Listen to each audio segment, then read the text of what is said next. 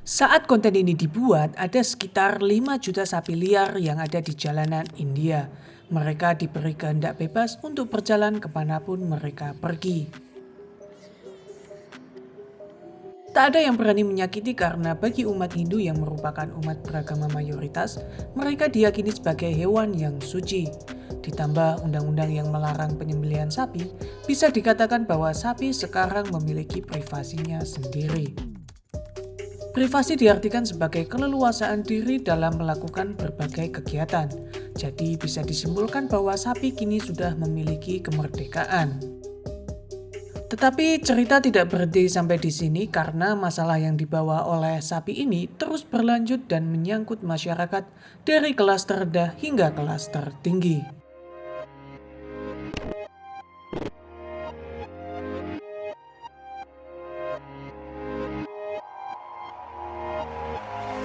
Halo semuanya, selamat datang di konten sebelum pulang.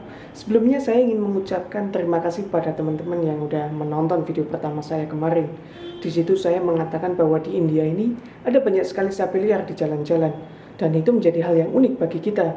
Tetapi sebenarnya permasalahan di belakangnya itu sangat serius dan akan dibahas di video kali ini. Jadi ikuti terus ya.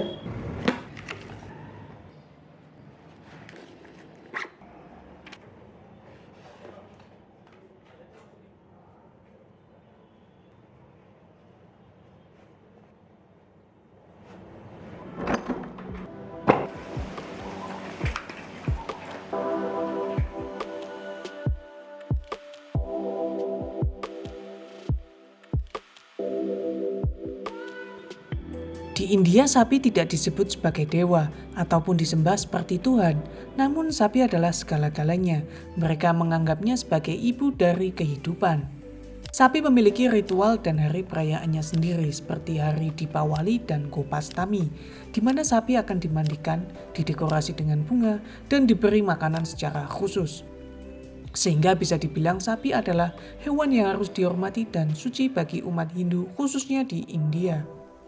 Dihormati karena mereka mengasuh manusia dengan produk yang dihasilkan sehingga menjadi sumber kehidupan yaitu susu. Disucikan karena kedekatan yang dimiliki hewan ini kepada Krishna serta seorang dewi bernama Aditi yang mendapatkan julukan The Mother of All the Gods.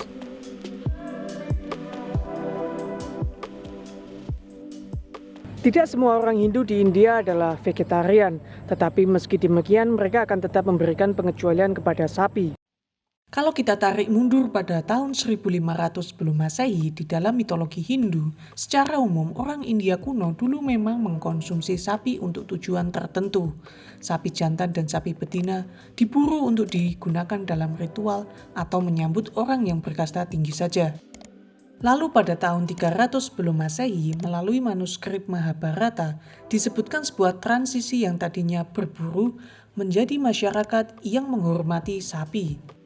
Waktu berlalu begitu saja hingga pada abad ke-19 muncul gerakan perlindungan terhadap sapi. Gerakan ini ada karena dipicu oleh gesekan antar umat beragama yang pada saat itu semakin memanas, khususnya dari kalangan umat Hindu dan Muslim. Tokoh yang paling dominan saat itu adalah Mahatma Gandhi. Beliau menyuarakan vegetarianisme dan gerakan anti kekerasan. Beliau sebenarnya hanya ingin melindungi sapi dan tidak melegalkan larangan penyembelihannya. Karena beliau sadar bahwa di India ini tidak hanya terdiri dari umat Hindu saja. Ada Islam, ada Parsis, ada Jain, ada Kristen dan bermacam-macam kepercayaan lainnya. Sikap Gandhi yang secara bertahap dinilai tidak suportif oleh pendukungnya membuat mereka kecewa. Salah seorang dari pengagumnya mengakhiri hidup Gandhi dengan menembakkan 3 peluru ke arah dada. Tapi ini akan menjadi cerita yang lain. Kalian kalau tertarik komen aja di bawah ya. Nanti kita bahas di konten selanjutnya.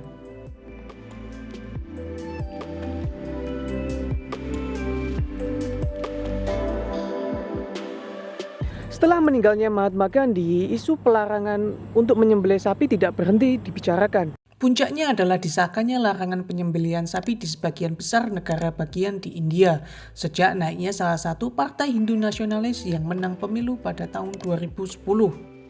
Lalu pada tahun 2015, secara bertahap sudah ada 24 dari total 28 negara bagian yang melarang penyembelihan sapi serta melarang perdagangan dan konsumsi daging sapi. Sebenarnya masalah pertanian dan peternakan itu menjadi urusannya negara bagian masing-masing. Dan pemerintah pusat India tidak memiliki otoritas untuk melegalkan larangan penyembelihan sapi secara nasional. Buktinya masih ada beberapa negara bagian yang memperbolehkan penyembelihan sapi, namun dengan kondisi tertentu. Misalnya kalau ada sapi yang sudah tua dan tidak produktif tapi masih sehat, sapi tersebut bisa disembelih di daerah yang masih berwarna hijau dan biru. Menurut kalian dengan diterapkannya aturan seperti ini, siapa yang paling terkena imbasnya? Ya tentu saja bukan umat Islam tetapi para peternak sapi dan petani. Kenapa? Karena bahkan sebenarnya politisi Islam mendukung peraturan ini demi harmonisnya umat beragama Muslim dan Hindu di India.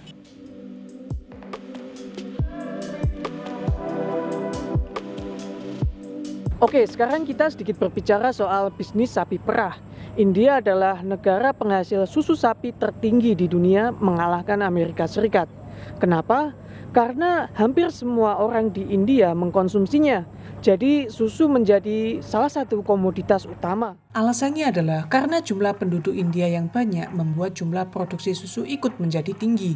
Sapi hanya bisa menghasilkan susu manakala ia punya anak. Sebagai gambaran kasar, seekor sapi membutuhkan waktu minimal 2 tahun untuk hamil dan siap melahirkan anak pertamanya. Setelah itu, dia akan menghasilkan susu selama sekitar 9 hingga 12 bulan. Namun di bulan ketiga biasanya peternak akan mengawinkan kembali induk sapi dan akan hamil lagi.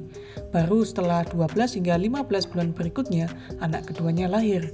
Siklus ini berlangsung sampai seekor sapi tidak produktif lagi menghasilkan susu. Masa hidup sapi di alam liar itu bisa mencapai 15 hingga 20 tahun. Tetapi dalam rantai bisnis ini, umur seekor sapi biasanya hanya sampai 5 hingga 7 tahun karena sudah tidak bisa menghasilkan susu lagi dan nilai ekonomisnya akan turun. Sehingga pada saat ini adalah waktu yang tepat untuk dibawa ke tempat penyembelihan untuk dijual dagingnya. Tetapi masalahnya adalah siapa yang akan berani menyembelihnya kalau tahu dia akan dipersekusi? Awalnya sapi-sapi ini diperbolehkan untuk diekspor dan disembelih di luar negeri, seperti di Bangladesh, Pakistan, dan Nepal. Namun sayangnya perbatasan negara kini semakin diperketat dan mengekspor sapi termasuk ke dalam larangan. Maka dari itu pilihannya adalah sapi ini dirawat tapi sudah tidak produktif lagi, yang kemungkinan besar malah akan menambah biaya makan, obat, dan menularkan penyakit ke sapi lain atau dilepaskan ke alam. Tentu saja untuk melindungi keluarganya, peternak sapi akan melepaskan sapi-sapi itu dan membebaskannya kemanapun mereka pergi.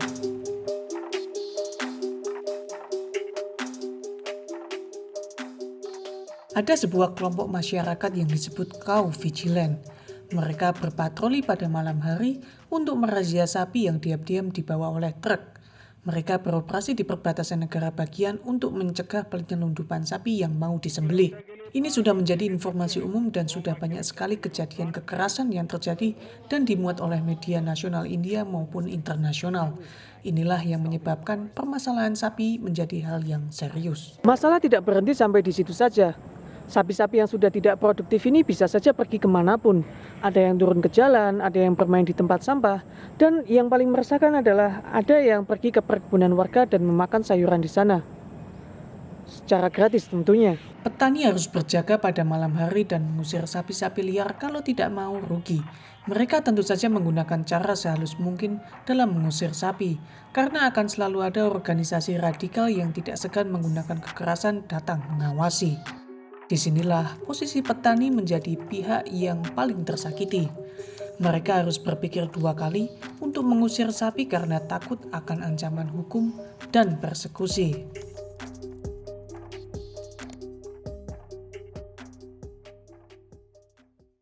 Sekian dulu konten kali ini, tentu saja cerita belum selesai karena masih ada banyak hal yang bisa dibahas kalau berbincang soal sapi di India.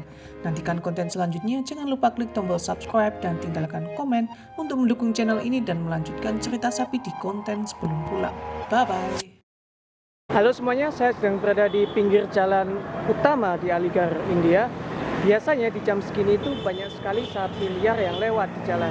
Dan saya ingin mengambil beberapa gambar dari sapi tersebut. Jadi walaupun ada sapi yang lewat, biasanya para pengguna jalan tidak akan menghiraukannya. Mereka biasanya hanya akan minggir beberapa meter dan kemudian menyalipnya.